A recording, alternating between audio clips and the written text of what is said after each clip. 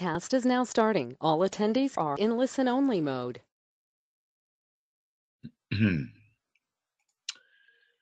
Well, good evening, everyone. This is Michael, and broadcasting here or webinaring from Finland. And, well, we're just, everything is occurring at once, it seems.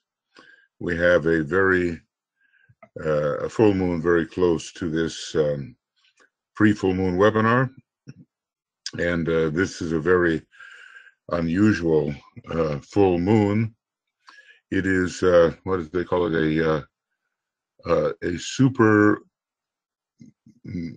blood wolf moon. All those things at once. The moon is in its orbit is very close to the Earth, making it a super moon. It's a blood moon because we have an exact lunar eclipse here, and the light coming from through the Earth's atmosphere reaches the moon, and depending on where we are, it turns it either quite red or rust color. And when these kinds of moons occur, the full moons occurring in January are known as wolf moons. Maybe, imagine the crystalline snow and hungry wolves around you, and there you are in your cabin. There's a lot of old stories about that, and actually here in Finland, the wolves have been making some progress and coming back. So anyway, a super blood wolf moon. And just at the very beginning of Aquarius, really, 0051 in Aquarius, and then the moon is in Leo at 051. So it's intense, and it rather reminds you of some of the old stories that near the end times, or these critical moments in human history, we would see great wonders in the sky. There's been quite a few of them, and there's no question that humanity, in its battle between the angel and the dweller, is really being tested. Now, hopefully the Aquarius moon will help us, the sun in Aquarius, help us with this spirit of brotherhood, unity, and a knowledge of the one humanity. Now tonight, we're going to have a broadcast. Tui is giving that broadcast at our usual live link, which I'm pretty sure you have, and if not, maybe it's in the chat box. And that starts in the wee hours of the morning at 3:45 a.m. GMT, and then at 5:15 and 57 seconds, we have the actual full moon. So that's almost 5:56. So, whether you're with us or not at that time, or doing your own thing, I trust that you will be alive and awake for that important moment, since Aquarius rules so much of what we're trying to do together, and in a way it is the sign which is particularly related to the spiritual hierarchy of our planet. Here we have what this is looking like, the exact moment of the full moon as it's given here in Finland, and you see the exact opposition and so forth. And here we have Sagittarius rising with Jupiter on the ascendant, more or less, and you will have a different rising sign depending on where you find yourselves. Now, I've got a lot of pictures here, so I hope I can somehow do this correctly. We always take a look at the banner for Aquarius, or for whatever sign it may be, and it gives us the keynote, the evolutionary keynote. Not let desire inform the ruler, because it is possible to use the Aquarian energy negatively, although it is one of those energies which maybe does not affect humanity so much immediately. Water of life am I, poured forth for thirsty men. Thirsty human beings, men, manas, that's really what it means, that being that is characterized by the development of manas. And our particular planet is Mercury, the foremost planet of manas, almost exclusively so. These waters, of course, are the profound energies of the cosmic etheric planes on the cosmic physical plane. And they are the logoic, the monadic, the atomic, and the buddhic. And those are the real waters of life. Of course, to a certain extent, this is reflected in the pranas, which are coming to us from the sun and which animate our etheric bodies. I think in the age of Aquarius, the etheric vitality of the human being under the impression of the seventh ray will be far greater than now it is, and DK says that we can look towards a better condition of health for all once we understand the seventh ray and the power of circulation of prana.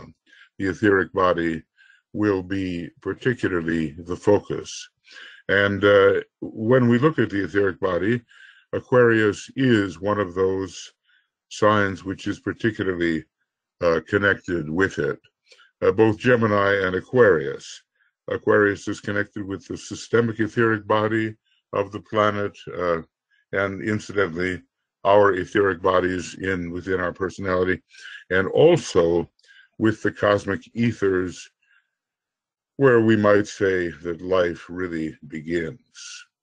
Otherwise, when we're dealing with the lower 21 subplanes, believe it or not, it's a leftover from a previous time, from the earlier major solar system, and there's a lot to correct about the way the energies are arranged there. So that's the dense physical body of our planetary and solar logos, the lower 18 or the lower 21 subplanes, and they are not principled in the cosmic sense.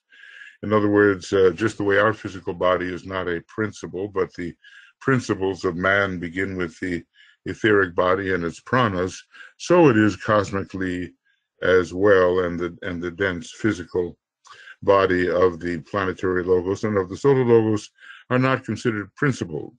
Principles begin, the livingness begins on the cosmic ethers, and more under Aquarius we will be penetrating into those cosmic ethers.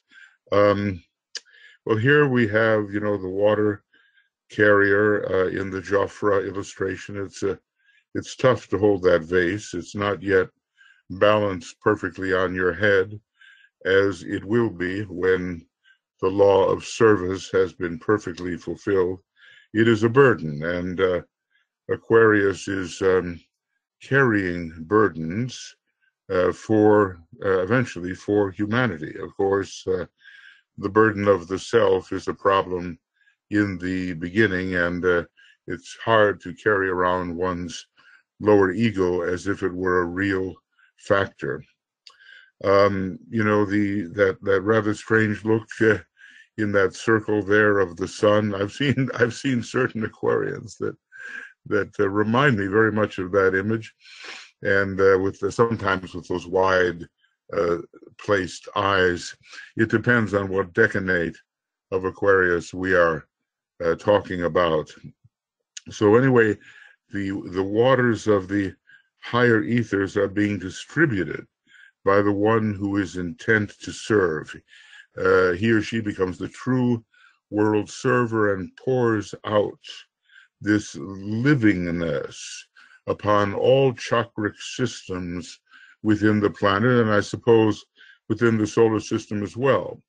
Aquarius is the sign of the divine circulatory flow.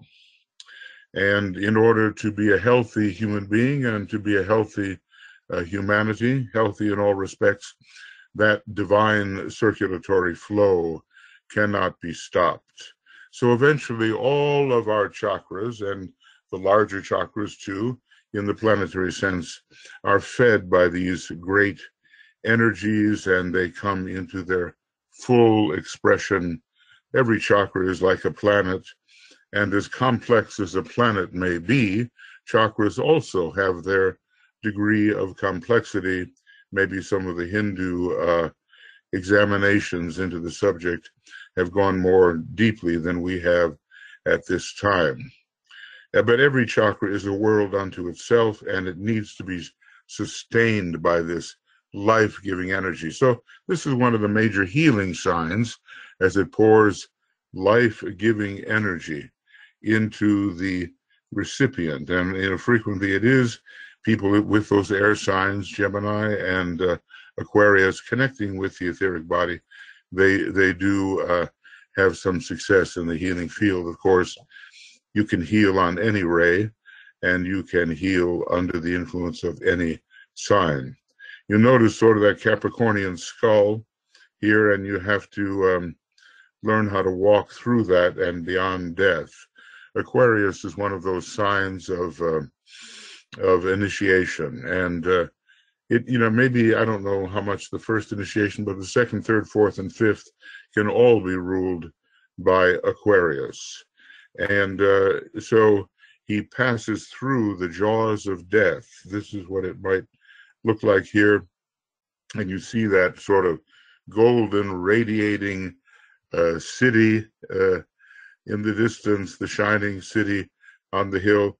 Aquarians tend to think of utopia, Sir Thomas More, very strong Aquarius, Sir Francis Bacon, a strong Aquarius. I begin to wonder whether Plato himself, another writer of a utopia, was not Aquarian, because they have that kind of vision of the possibilities that come under the planet of the archetype, which is Uranus. Uranus is how things are supposed to be in heaven. It's the heavenly one, and it's the major rule of Aquarius, orthodoxly, but also one of the moon veils Aquarius in the highest aspect of, veils Uranus in the highest aspect of Aquarius. So this is what we're going to be facing in the next coming years. DK gave the beginning of the age of Aquarius. I don't know why that's showing up, but DK gave the age of Aquarius beginning in 2117, and it's the year when the planet of the soul, which is Venus, again crosses the face of the sun visibly. So he gave a technical piece of information there, 2117. We're about 100 years away from the clearing of the Piscean and six-ray energies, and they are recrudescing, there's no question about it. So we have our hands full as we try to prepare for entering into Aquarius in the right way. It is ruled there by three planets: Uranus, the violet planet; Jupiter, the royal blue; and by the moon, which hides the secret of transfiguration, because the mind, emotions, and body can all be illuminated, irradiated in Aquarius, and it's one of the major signs in which the third initiation can be taken. I mean, just because we have Capricorn strong in our chart doesn't mean we're going to be taking the third initiation, or because we have Pisces that we're going to be taking the fifth initiation. It depends on where you are.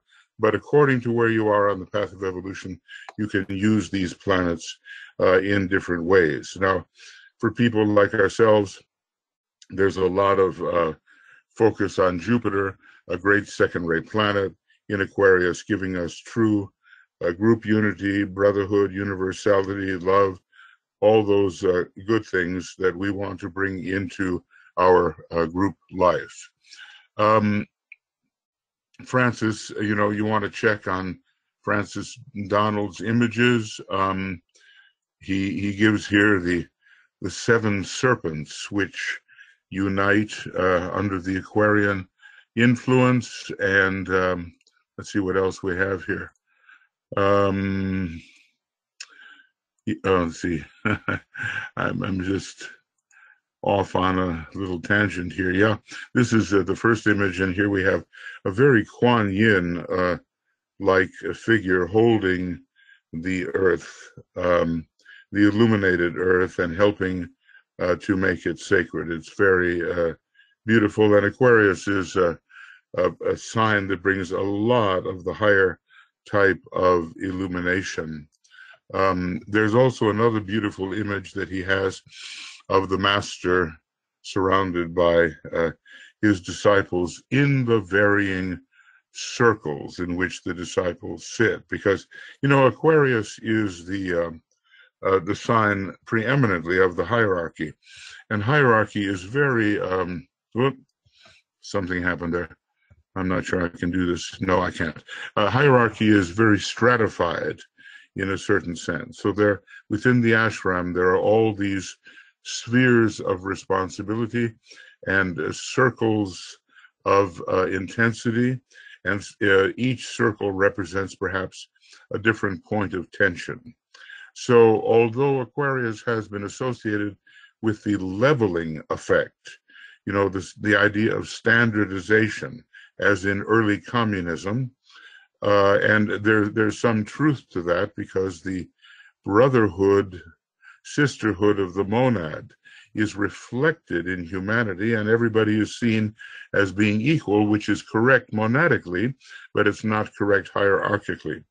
And later, Aquarius will give you the hierarchical view of the ascending human race, each with its own sphere of intensity and its own point of tension. So this tells us something about Jupiter in Aquarius. We are learning to be group conscious beings, and we extend our sense of identity beyond the usual. We extend beyond the usual sense of I am I and you are you. The whole concept of the we as one being is really coming in very, very strongly. And I would say, here we are working on that. We have our pentagram, sacred pentagram, 5-day full moon approach, which Tuya is giving in meditation. And I would work very much on using Aquarius to promote the sense of group unity and try to extend beyond your own limited ring pass knot until you begin to feel your identity in all the others. Now, maybe it's not an easy thing to do at first, but we've got to get beyond our so-called skin encapsulated ego. As it's kind of humorously or sarcastically referred to, a very limited sense of identity. We have to live through others and be the others with whom we are associated. And that sense of universality comes in very strongly in Aquarius. So let's see, what is universality? It's kind of an embrace of the wholeness.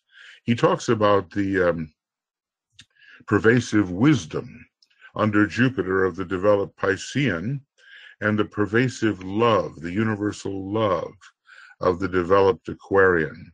So it really is a sign which has a chance of promoting the great second ray that is beginning to manifest on our planet through the approach of the spiritual hierarchy, its externalization, and the coming of the great Lord, supported by that triangle, very powerful avatar of synthesis, spirit of peace, and the Buddha. So great wonders are predicted for the Aquarian age, an age when really the fifth ray of Aquarius will help so much with a certain strata of humanity entering the fifth great kingdom of souls. And that's our job, and to also do that individually and in our groups. And that's our task as well when we're helping other people to be aware that there is a fifth kingdom, a kingdom of the soul, and that, heaven is an impermanent condition, a cyclic condition, and it may even be foregone. The whole idea of the occult constitution of the human being has to be spread far and wide. And Aquarius will help us do that because of its broadcasting, its irradiating power. A lot of people are going to resist maybe what you say, and the group John the Baptist, which the new group of world servers is, can sometimes feel like a voice crying in the wilderness.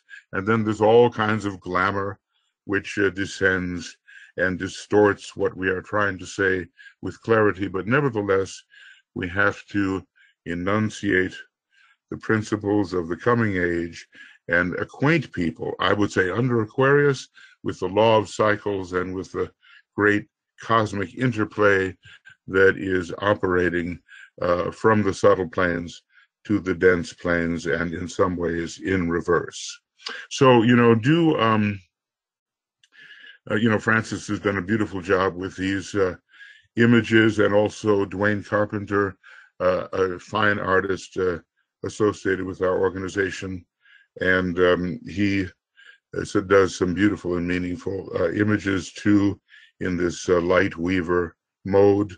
So visit his website and Francis's, and here in the chat box we've given you where you can see Francis's images and what he's saying about them.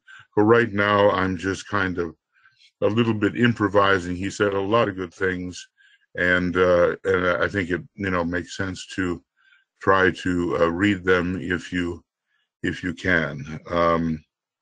There's so many good things. I'm tempted to read them. He quotes judiciously from the Tibetan and it's magnificent. But anyway, here's the heart of the sun. I'll just do one of them. The meditation that we're doing on the second ray, and considering Jupiter and the sun, and the sun as the eye of Jupiter and all that, it will result in the realization of the true significance of light and the revelation of the meaning of what has been called in esoteric books. Now, this is the phrase, and this is what we want to contact, and our egoic lotus is the representation of it, the heart of the sun. Now, we can just pass that by in a sentimental way and not really get into what it is, but it's really the soul nature of the solar logos, and the soul nature of humanity, and the soul nature of the planet, and the soul nature of the individual human being.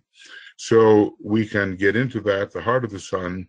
We evoke that in Aquarius and in Leo particularly, which is the inner point of life in all manifested forms. You know how the heart carries the life energy. Illumination of the mind will be seen to be direct and infallible. Is one of the intuitive signs, and just like the flash of lightning at night, illuminating all that was hidden to you in the darkness, so will the inventive Aquarian mind under Uranus, the occult mind, work. It will, through the effect of its potent force, Aquarius, now this is interesting, stimulate the astral bodies of men. It's an air sign, but it has a lot of association with water, into a new coherency, into a brotherhood of humanity, which will ignore all racial and national differences, and will carry the life of men forward into synthesis and unity. What a great promise.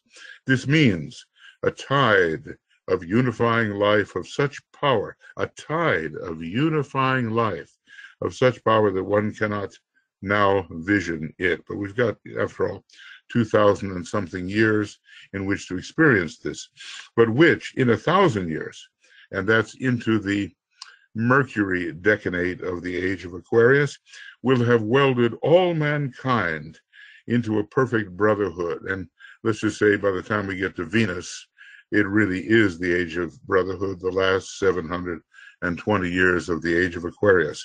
So its emotional effect will be to purify the astral bodies of men so that the material world ceases to hold such potent allure, you know, the glamour of materialism, and may, in its later stages, bring about a state of exaggeration as potent in the line of sentiency as that which we have undergone along the line of materiality. So, you know, the astral body will be evoked, and we'll have to handle that, but a great purification is possible. Well, anyway, you can look where you find Francis's discussion on these. Of course, he's gone on and done other things which have been very interesting in divine geometry, and also now in the Secret Doc, a monthly series coming out and going to last a long time. So we are very grateful for his images and his thoughts supporting our work here. All right, I think maybe I've spoken enough about these things. Let's just say in not too long, you know, looking at it from now, maybe another, I don't know, another 7 hours, something like that, we will have the full moon in Aquarius, and it's a spectacular moon if one can see it. Imagine it's huge because it's so close, and its color may be red, and and just listen to see if you hear the wolves howling in the winter night. I don't think all of you will have that, but up here in Finland, in the far north, we could. We could. Okay. So let me just see. I've got to find something here, don't I? I've got to find the meditation. That would help, wouldn't it? Okay, so let's see, meditation. There we go. All right. So together we will begin preparing for the actual moment of the full moon, and we've probably been using it already, you know, in the different presentations that we have that are alerting us to the full moon. Water of life am I. Water of life am I. I am these cosmic energies poured forth, you know, for thirsty humanity. I am that. So let's see if we can, in these days, get a little sense of the universal. Now, obviously, you know, our consciousness cannot extend even to this universe. It's so vast, but limited. I think finite, but still so vast beyond us that we are the tiniest of mites, you might say, just the tiniest little thing. But more and more, our ring past knot is expanding, and the first real step in universality is to somehow embrace with your heart and your mind the solar system, which is considered in a way to be a universe. And a galaxy is another universe. We're very far from that, and families of galaxies and the grand entirety way beyond us. But the idea of how we do this and how we extend our sense of identity beyond the customary personality. This is the thing. We have to learn how to do that. We have to learn how to stop, you know, looking in the mirror and saying, this is all there is to me. You know, what you see is what you get. It's what you don't see that is the real thing. So we have to learn how to do that, and under the influence of the love of the Christ, it gets easier and easier, but never easy entirely. All right, we go.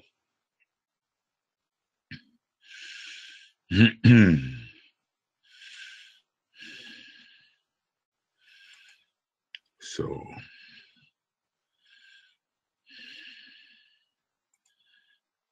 right. So we'll just be in the silence for a little while.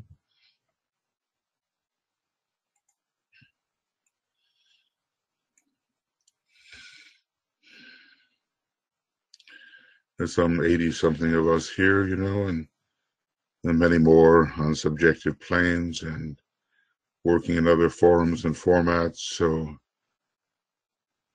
it's a gathering.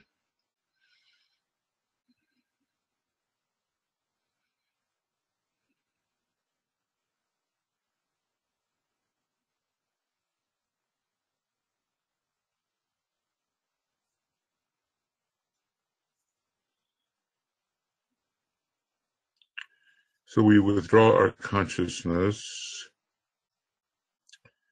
from the personality. We are, after all, first state of identification, really, we are the soul in incarnation, in the presence of the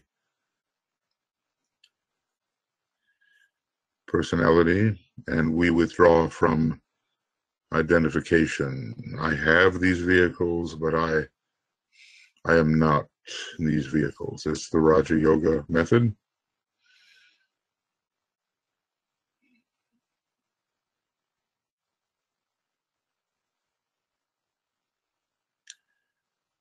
See, the real we, the real human being, is always behind and within. We have to make those words real to us. And we begin to sort of slip out of the customary awareness into the awareness of the soul on the higher mental plane, the field of light and of love and of spiritual will, spiritual power.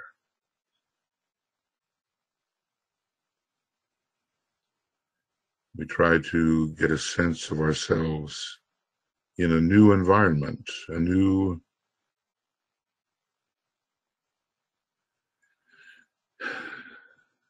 environment of light,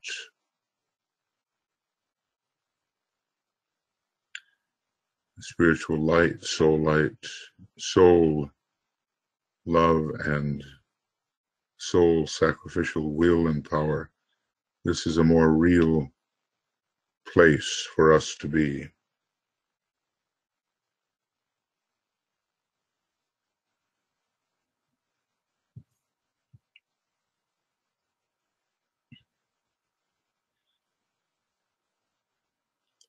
And we, as we do this, we kind of reach out to other human beings, toward, at first, the men and women of goodwill, considering them as souls and the members of the new group of world servers, considering them as souls,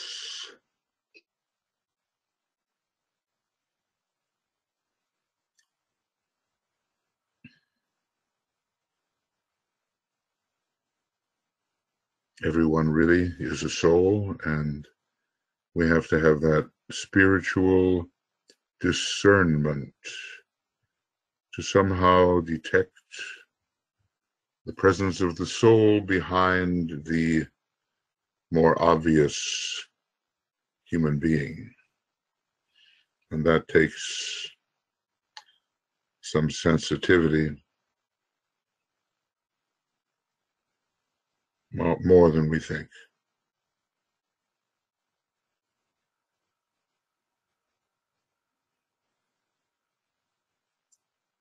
But eventually we realize that although millions, even billions of people are not yet treading the spiritual path, they are our brothers and sisters and fellow souls in the one soul. So we kind of universally, encompassingly, inclusively embrace humanity, whether the human beings are in the body or out of the body. We use our creative imagination to do this.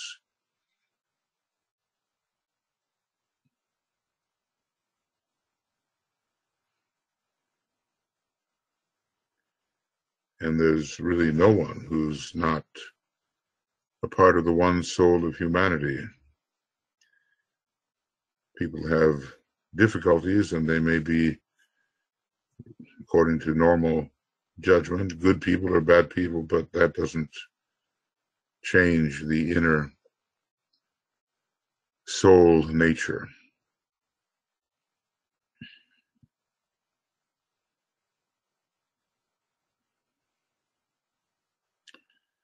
So we somehow begin to realize there is no my soul or thy soul.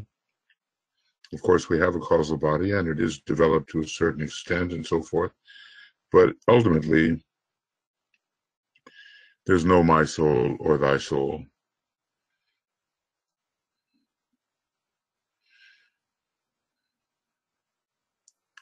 It's all one consciousness.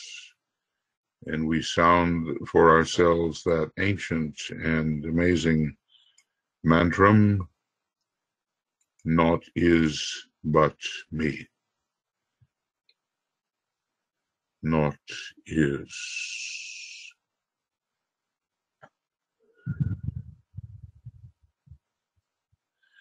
And if that mantram really begins to make its way into your consciousness as a reality, then the transfiguration of the personality is within sight, an objective.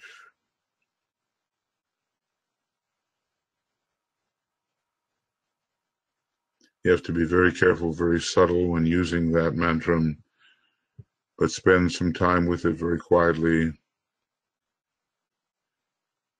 Naught is but me, and see what impression will come to you. Now, our purpose is to touch higher energies, you know.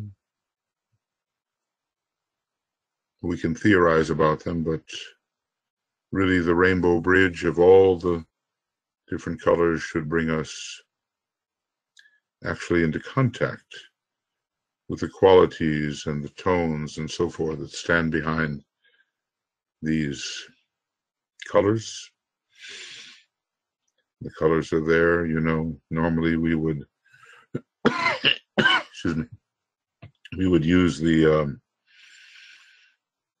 two colors amidst all the seven of the spectrum. We would use two, especially that of our soul ray, and then blended with our personality ray, which is why it's so important to know those things.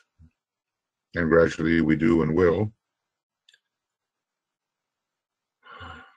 But as we work tonight, we think about the rainbow bridge of all the colors, and particularly the indigo blue color, because that's what we're really cultivating, the soul ray of our planet, the soul ray of our solar system, the ray of the hierarchy, the ray of the Christ. You know, we're cultivating the major indigo ray, the love wisdom ray. And so first, maybe we imagine a multicolored connection between the astral body and the intuitional level, because there is a way to reach into the intuition from the properly formulated astral images, and that passes through the retained and gathered energies on the mental plane, probably on the fourth sublevel. So we gather those energies, the energy of the knowledge petals around our mental unit, and just imagine them being drawn in. The energies of the love petals being drawn in around the mental unit. These are called retained energies. Energies of sacrifice, the mental petals, where, well, these are petals of initiation being drawn in to the mental plane. And then the synthesis petals that are Buddhically, of Buddhic origin and Buddhically coordinated, they're opening up, and those energies are drawn in, and finally the representation in our soul of the monad, which is the jewel in the lotus, the sevenfold jewel, mysteriously with 8 radiations, drawn in to that area of retained energies through which the multicolored bridge passes, and especially colored by the indigo ray. Just sit with the indigo a little bit.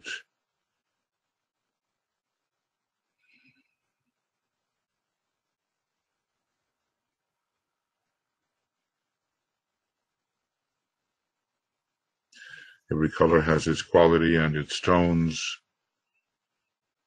and we have to become sensitive to the impact of these things.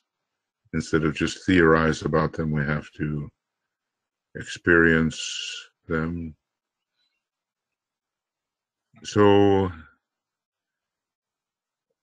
we're going to project together as if we are within that area of retained energies, fed from the group personality below and touching different levels of the spiritual triad.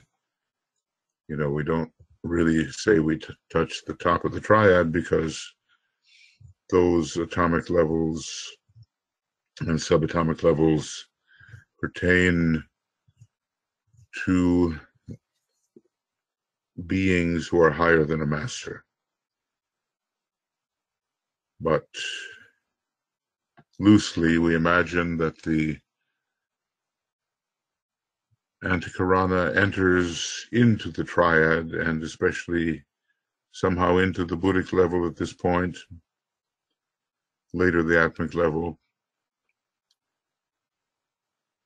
And we're going to sound the Om outwardly 3 times, thinking to ourselves that word of power. I see the greatest light, as if it goes all the way to the monad and somehow touches or evokes something of the unfettered enlightenment of Shambhala. So a great intense light can begin to descend upon the invoking group. So we have the indigo bridge, largely indigo, and the shaft of white light penetrating into the higher reaches, and then the word of power, I see the greatest light. So inwardly, you pronounce that, outwardly, the Om.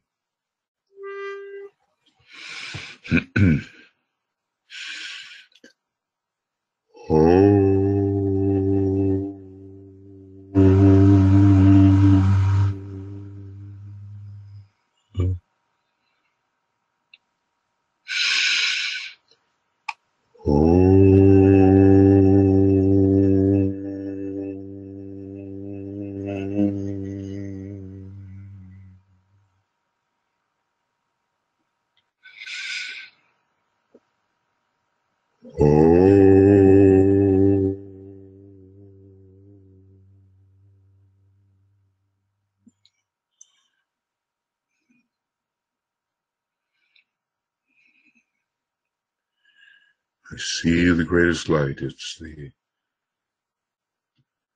opportunity to be touched by the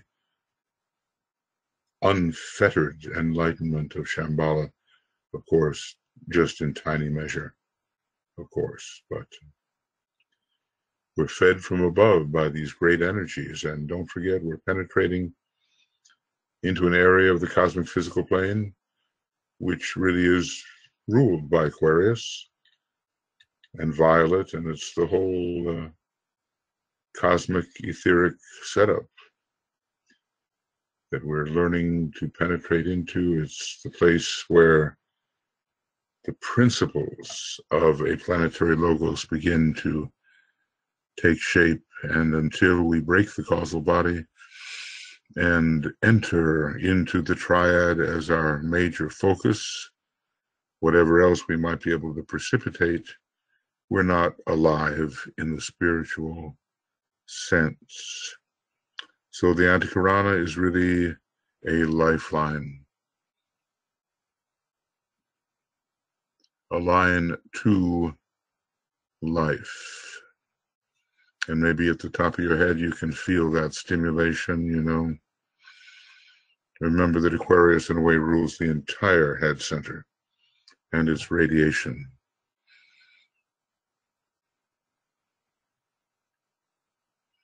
Now the masters, they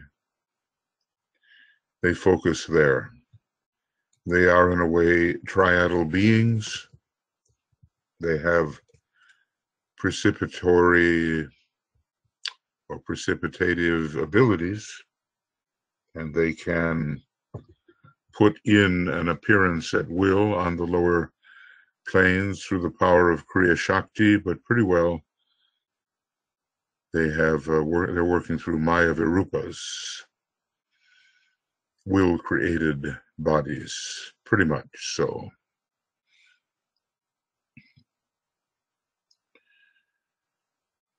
And the whole task here is to bring about etheric substitution, the cosmic ethers descending into the systemic ethers and animating the dense physical body of the planetary logos, and we pretty much live and move and have our being in that dense physical body, but not forever.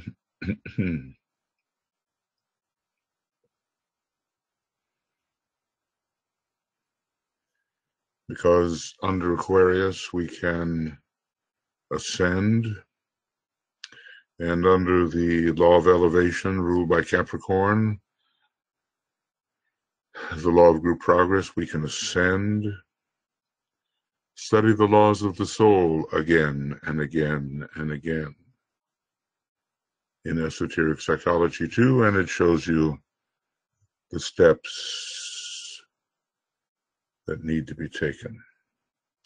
So here we are, you know, offering our cooperation with these great beings whose consciousness is largely triadal,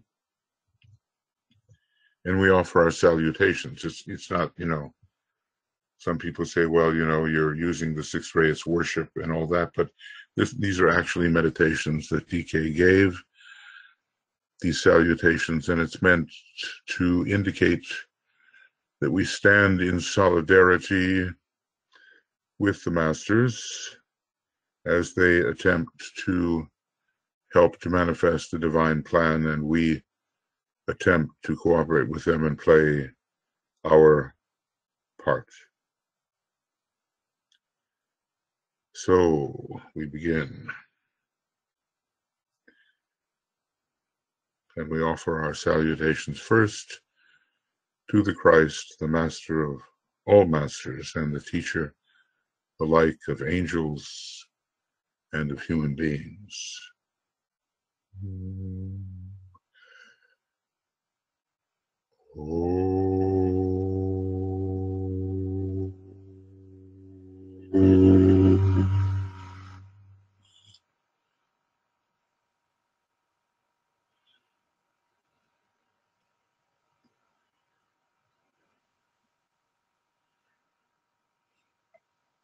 The living Christ is a real being, and that realization must become ever more vivid in our consciousness. Salutations to the spiritual hierarchy of our planet.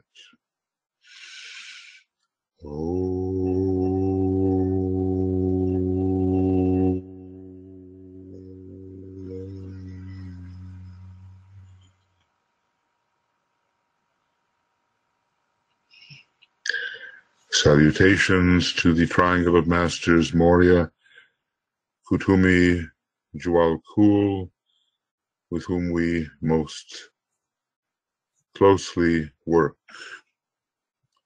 as they have decided to come very close to humanity at much sacrifice.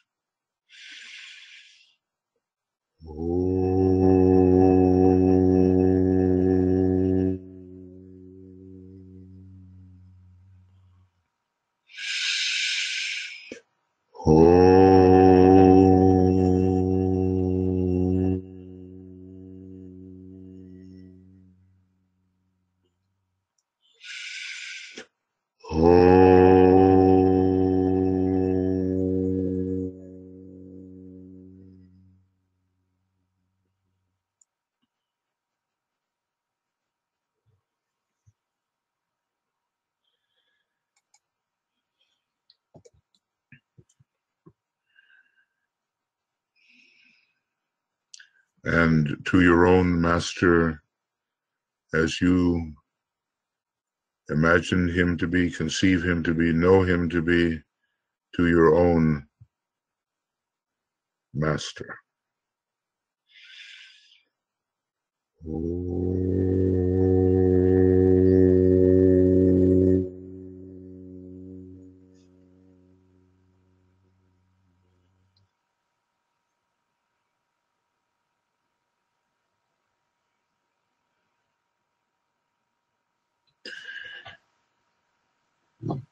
We realize that Shambhala is the center through which the energies of the various constellations and planets and so forth come in under the law of assembly, this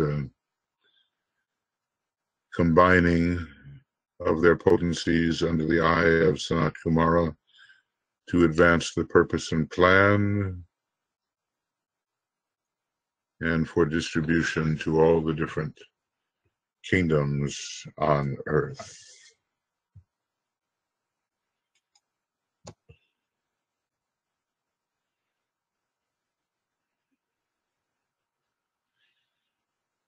And we think now to begin ascending to the influence of the planetary spheres, the rulers, the constellations, the extraterrestrial energies which are uniquely available at this time. We have to have the faith that they are, and I do think we can begin to feel the changes, just like, when the moon changes sign, even though it's a thought form effect, you do feel the change. It is can be very real within the personality. So there's this golden pathway, and it leads symbolically into the indigo sun. Our logos is called the blue logos, and really he's an indigo logos. But this is a sphere in which the second ray is very prominent, and the golden pathway leads into it. And we will use the imagination to meet Master DK, symbolically at least, within the indigo sphere. So it's as if all of us are gathered together in a point of tension. Our extension in time and space makes no difference. We are all together at a point.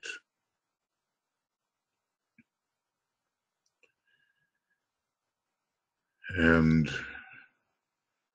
we are above the golden pathway, and as it shortens and shortens, being retracted into the indigo sphere, so all of us follow it, ride with it,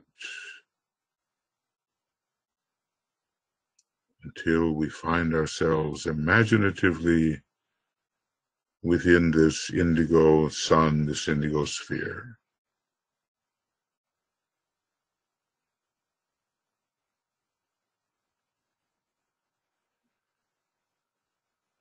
And here we are, as if in the presence of the Master Decay, who teaches so many.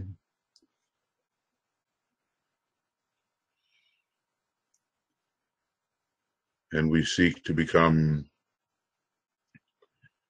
at least minor outposts of his consciousness, which pervades our consciousness within this indigo sphere.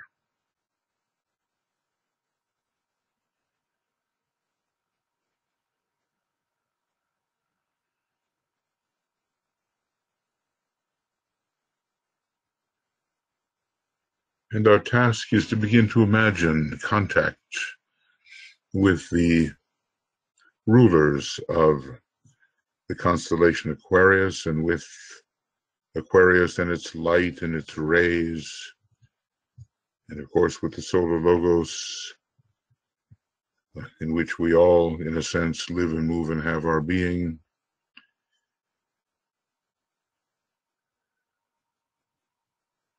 The planetary rulers, Uranus, Jupiter, and the moon. We raise our consciousness to kind of take their presence in. The turquoise nature of Uranus as it appears, and of course it's a violet planet internally. And Jupiter, the sort of purplish blue of Jupiter, the great second ray planet with seventh ray aspects. And then the moon, veiling in a way the full power, hierarchically considered, of Uranus mental, Neptune emotional, and Vulcan physical.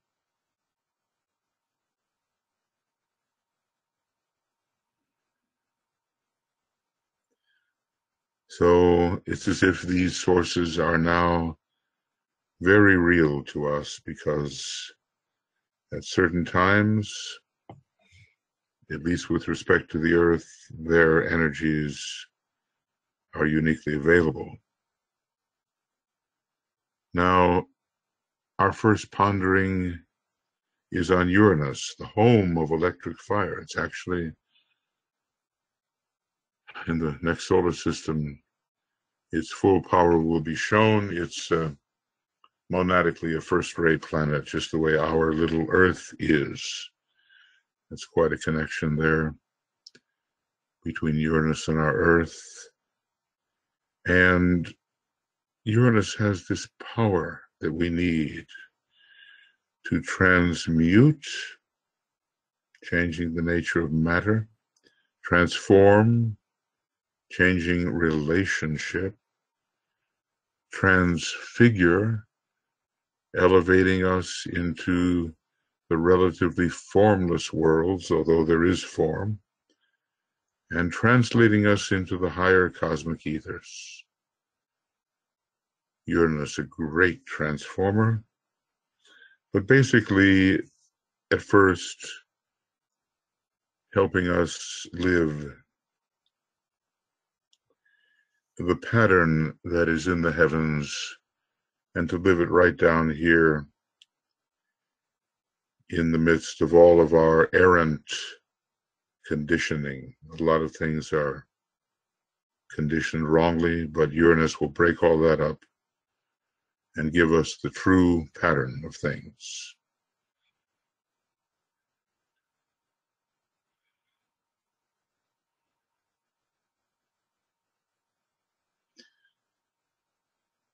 So we think of receiving in our consciousness and in our groups that stream of Uranian energy,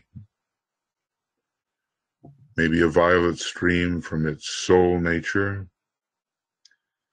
And as that energy of Uranus pours into our individual life and into our groups, we sound the Om, and we feel that we are being imbued for the welfare of the reorganization of our groups with the energy of Uranus. I'll use a seventh ray note, which is a B.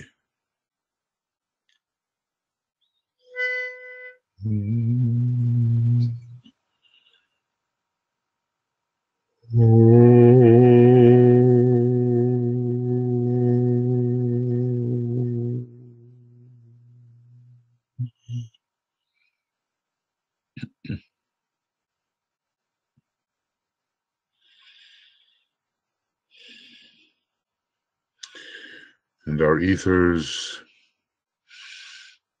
our individual life, our groups, and so forth, our nations even begin to repattern themselves under Uranus, so that heaven is reflected on earth, and the highest and the lowest can meet. There are going to be so many changes of form during the Aquarian age under Uranus. One cannot conceive.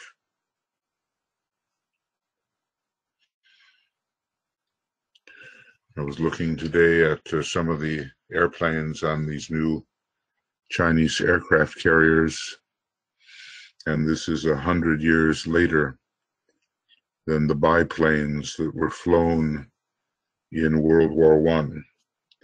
Do we think that the pilots of those biplanes could possibly conceive of what has appeared? And such it will be that way for us too. The wonders of the new age under the inventive Uranus and Aquarius.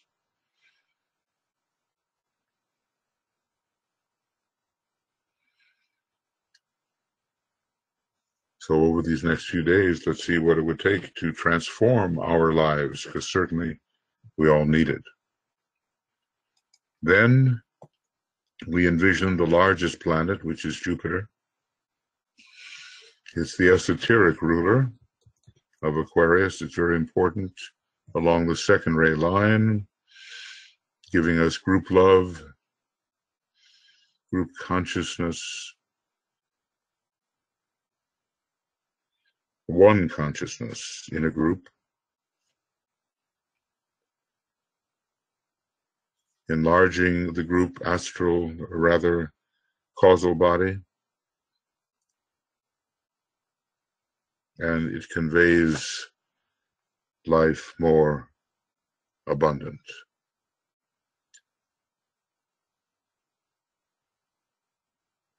Magnificent planet. Its soul ray is ray 2. We don't know what may be its monadic ray. There's a lot of 7 in it, and it is Zeus with the lightning bolts. We'll see.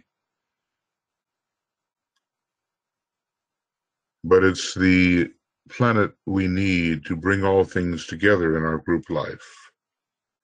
So where do our groups, or where do we individually, where do our groups need this kind of unifying, inclusive, coalescing energy?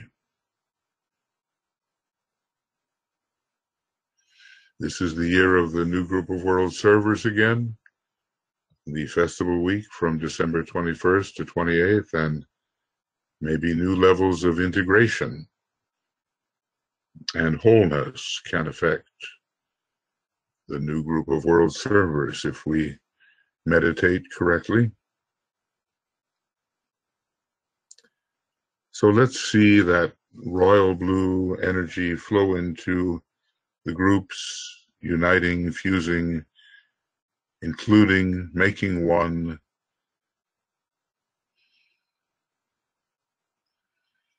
Disciples in the world really need this right now, because there's so much that they have to accomplish.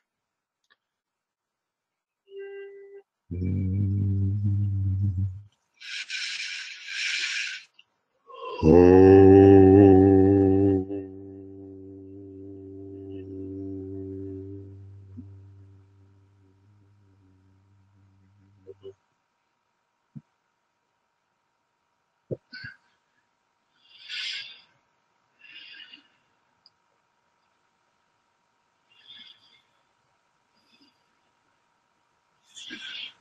whatever group you may be in, and extending to your community and nation, and finally the whole of humanity, let's see how this fusing, blending,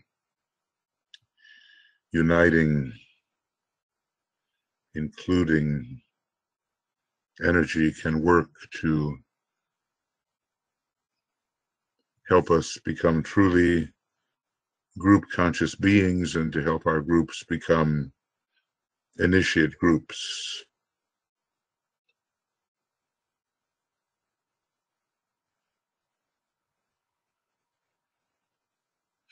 And keep these things in mind over the coming days. Of course, we'll have the period of distribution.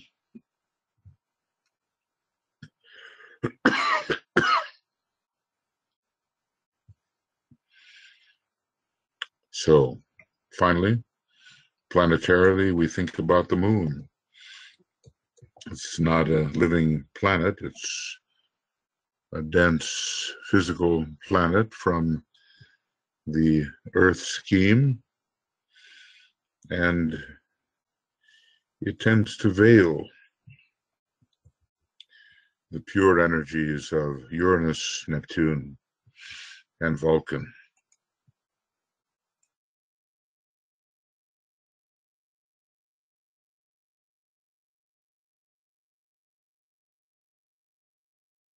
And when there is an unveiling, then these very powerful sacred energies can get through, transfiguring the mind, emotions, and body.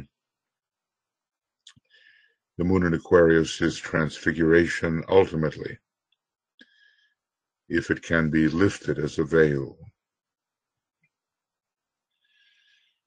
Then there will be the radiance of the etheric physical atoms under Vulcan, and the transcendent love of the soul and beyond under Neptune, and under Uranus, the occult brilliance in the mental world. Now, this usually considered a fourth ray planet, probably for reasons that have yet to be fully explained. But think about the stimulating of every aspect of the group life, of the group personality, so that we can have, as the rules in rays and initiations tell us, we can have the transfigured group personality. So let's see those three unveiled energies, usually veiled by the moon, streaming into our life, into our groups, and the wider groups of which we may be aware. We'll use a note of the fourth ray and E.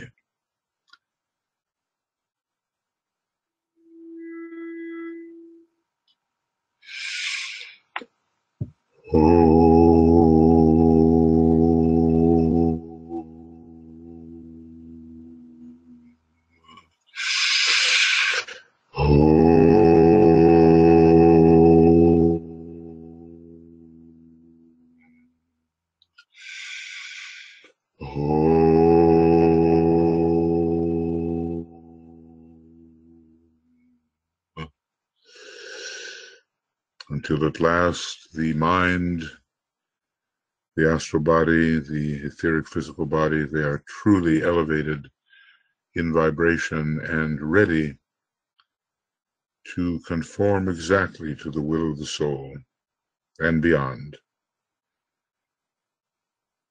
Aquarius has so much promise and is truly a sign of initiation. Many will take initiation during the coming age.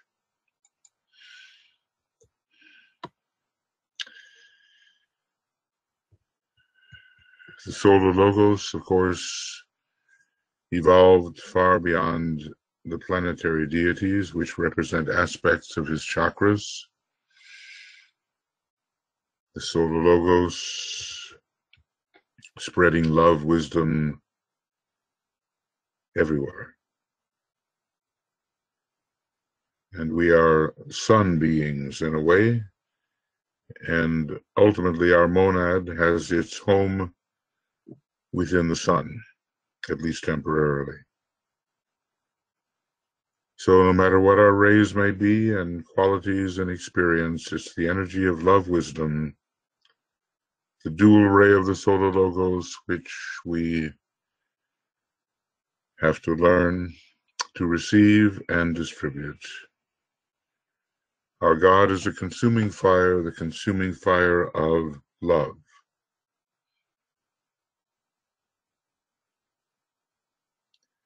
And we just pause for a moment to realize at this time the pervading love and wisdom throughout all aspects of our solar system.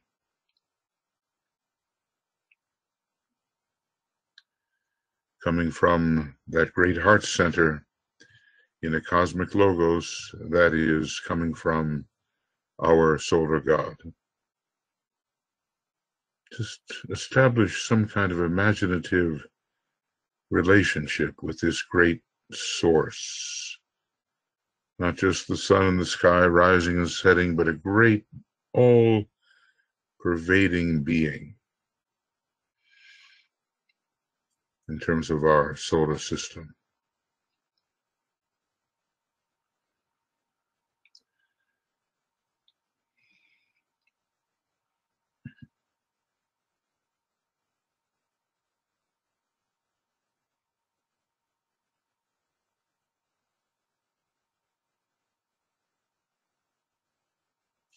Because indeed in him we live and move and have our being.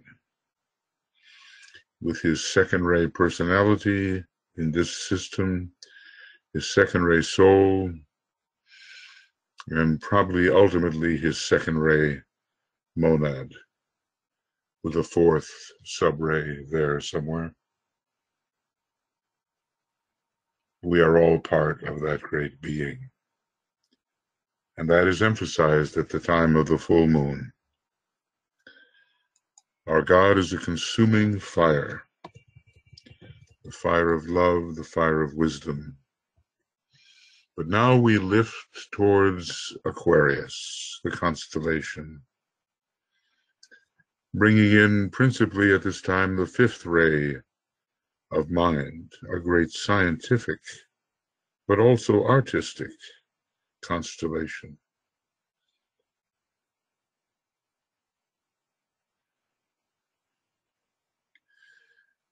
And there is a seventh ray cycle operative during the approximately 2,500 years of Aquarius. So it's not a brilliant constellation visually.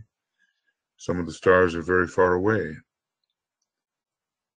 And they really don't begin to have their effect upon humanity until the human being is quite evolved. But for disciples, the keynote is so important. It's the great sign of service. Water of life am I, poured forth for thirsty human beings. Water of life am I, poured forth for thirsty humanity.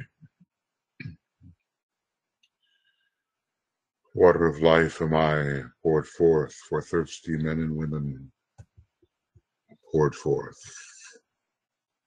So let's just have some silence on that one, because we're going to be carrying it for some days, and maybe we've already been carrying it in our full moon celebrations and the lead up to that. Some groups, observe these days ahead and afterwards. Water of life. am I.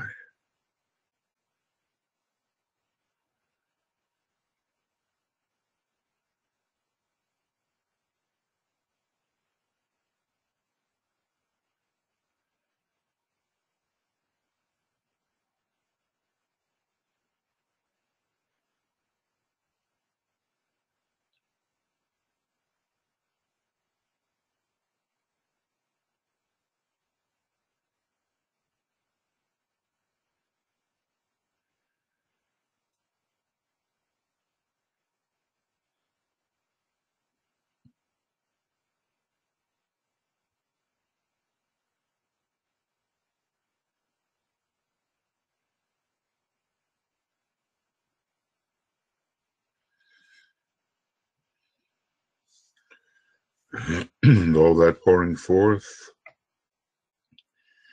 is to meet the need. So we have to be sensitive to need on whatever level, individual, group, community, national, pan-human, the need, water of life am I, poured forth for thirsty humanity.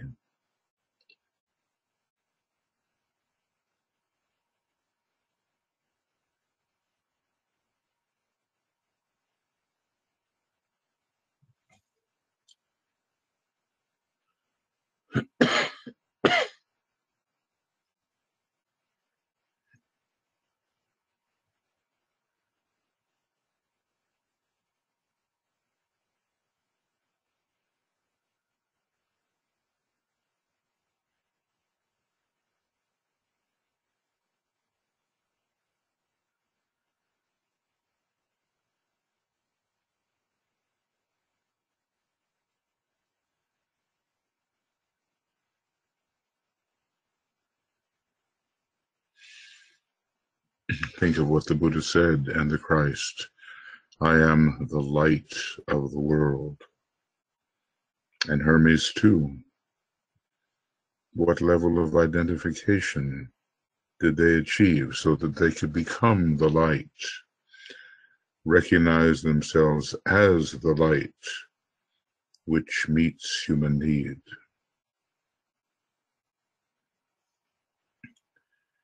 And think of Christ being the love of the world, our world, and the cosmic Christ of a still greater sphere, of course. What is it to be the stream of loving energy within the stream of love divine?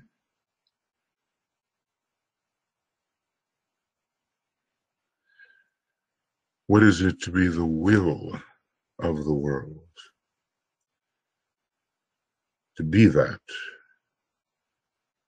Not just to have that, but to be that.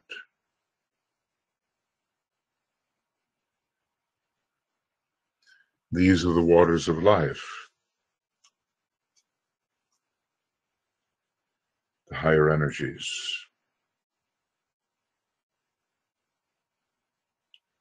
Poured forth to meet the need.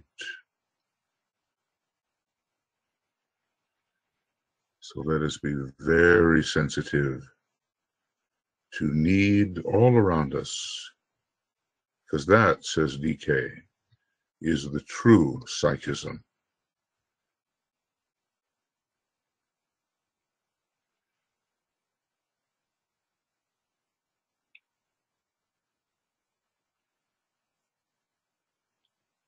And then in service, we shall be true energy distributors. We can practice that on the day after the full moon, looking around the world using our creative imagination, sending in the needed energy through our creative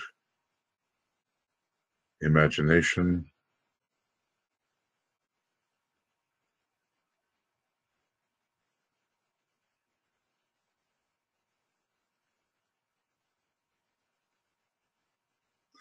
Water of life am I.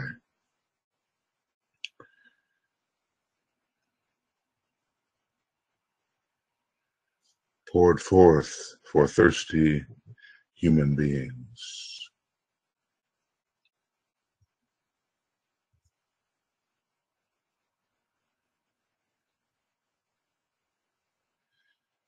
Let's see if we can really hold that over the coming days and intensify that. Those who are going to be awake before we begin our lead up to the actual full moon. It's about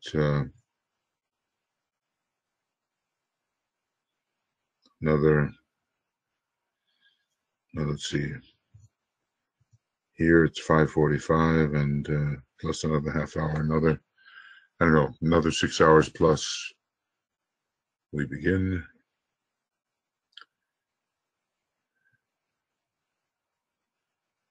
And let our concentration be very precise and our understanding be very real and our identification removed from the usual formal identifications, so that we can see that we are these waters of life in a deeper way than we are any form.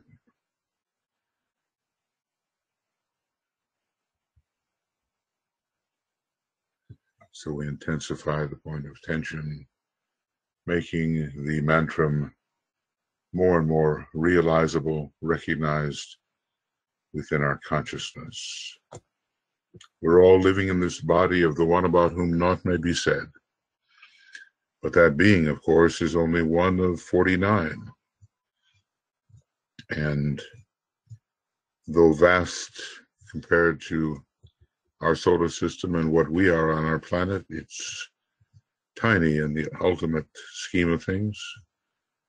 But we live and move and have our being ultimately within that one about whom naught may be said, the supercosmic logos, the unknown, as it is sometimes referred to. And within the heart and the head center of that being, as the analogy does hold, is the constellation Aquarius, promoting distribution widely in whatever it touches. And it brings in the fifth ray at this time, and other rays, but the fifth is emphasized.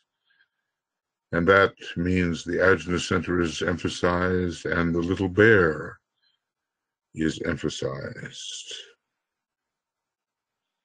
Ursa Minor, with its star Polaris in the handle, the guiding star, and the energy flows into our 7 solar systems, of which ours is one as a heart center. 7 major stars or so, and many other minor stars, in which our sun plays the role, our solar logos plays the role of a heart center. And into our solar logos, and into Uranus and Jupiter, and that which the moon veils, Uranus, Neptune, Vulcan, and into Shambhala, touching our monadic life, and into hierarchy, touching our soul life, and finally, in a very attenuated form, into our personalities, causal body personalities, all the way from the highest source. At this time, the energies descend and can be used.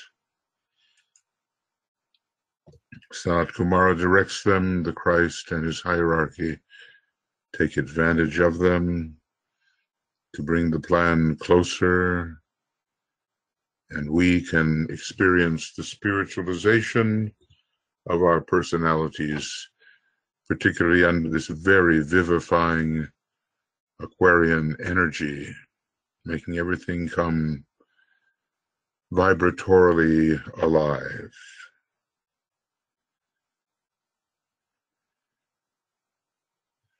And so we will prepare for the coming full moon, starting at least our presentation of it, and you may have your own and so forth, starting at 3:45 GMT in the usual broadcast mode, which may be listed, but you've been using it so much. Every broadcast we have is the live link from YouTube, and we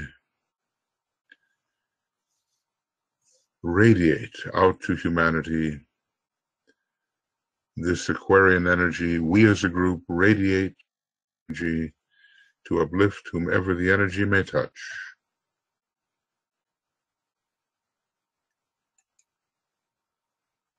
And we get into the divine circulatory flow, and we'll close our little meditation here with the great invocation, followed by the sacred word 3 times.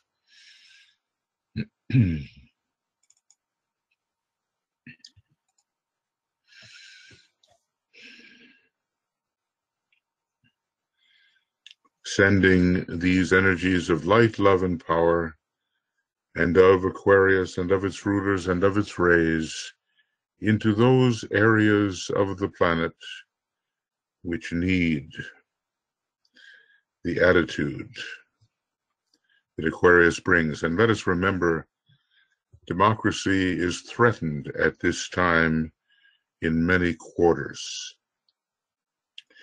Aquarius is the great sign of democracy.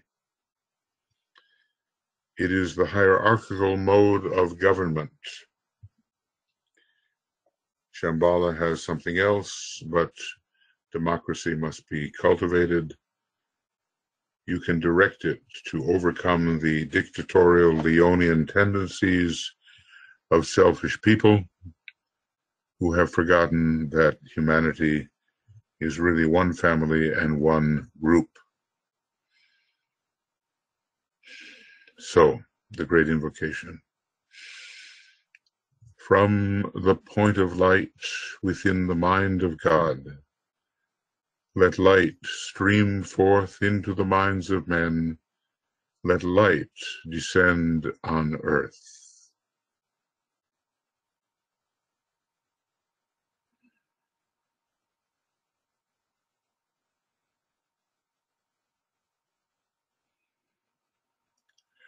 From the point of love within the heart of God, let love stream forth into the hearts of men.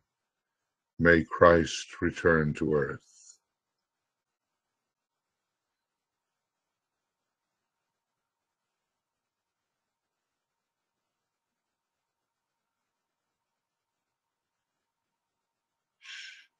From the center where the will of God is known, let purpose guide the little wills of men, the purpose which the masters know and serve.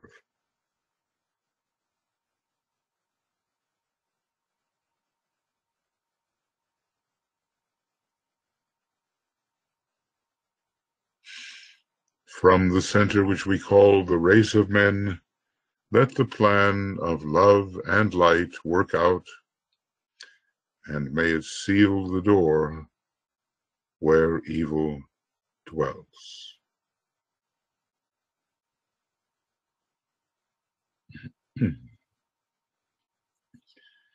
Let light and love and power restore the plan on earth.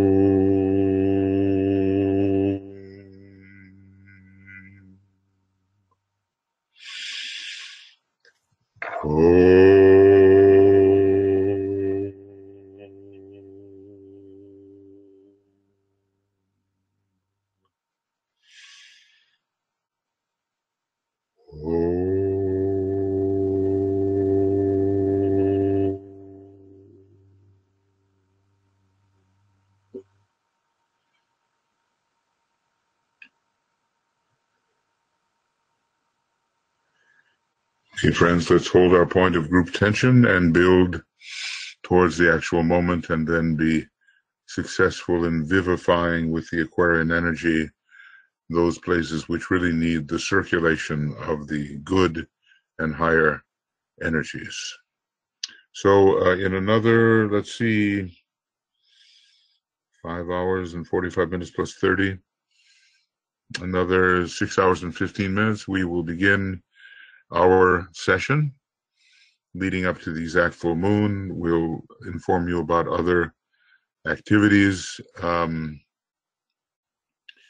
We'll be continuing our sacred pentagram approach in the distribution time, and I'll be broadcasting the Aquarius solar fire ritual with, music, oratory, and so forth. If you'd like to come and meditate with me, that will be on the 22nd. I think it's, I'll figure it out. I'll let you know. It's in the evening there.